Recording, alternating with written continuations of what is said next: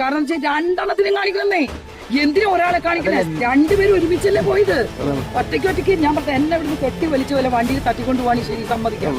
ഇത് ഒരു കൊല്ലത്തോളം പുറകെ നല്ല മാന്യമായിട്ട് പോകുന്നു, ഡ്രസ്സ് വാങ്ങുന്നു, ഭക്ഷണം കഴിക്കുന്നു, സ്വിമ്മിംഗ് പൂളിൽ നീന്തി കുടിക്കുന്നു, ഇതെല്ലാം കഴിഞ്ഞിട്ടല്ലേ വരുന്നത്. അങ്ങനെ വരുന്ന ആൾക്കാര് മുഖം കാണിക്കണമെന്നാണ് എന്റെ അഭിപ്രായം. പക്ഷെ ഈ പറയുന്ന ചാനലുകളും എല്ലാവർക്കും നിയമത്തിന്റെ എന്തോ സാധ്യതകൾ കുറവുണ്ട്. ഞാൻ അന്വേഷിച്ചപ്പോൾ അതാ മനസ്സിലായത്. എന്നിരുന്നാലും ഞാൻ പറയാണ്, നിങ്ങളെ കാണുമ്പോൾ അങ്ങനെ ആരും അറിയുന്ന ആൾക്കാർ നിങ്ങളൊക്കെ കാണിച്ചു കൊടുക്ക്, കാണട്ടെ.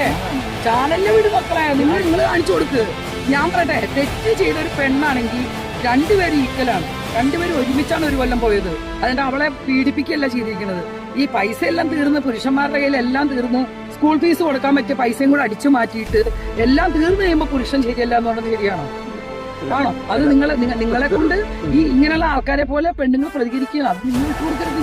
നിങ്ങളെ പോലുള്ള ഒരുപാട് ഇതൊക്കെ പുറത്തുനിന്ന് ആൾക്കാരിൽ റീച്ച് കൊടുക്കാൻ.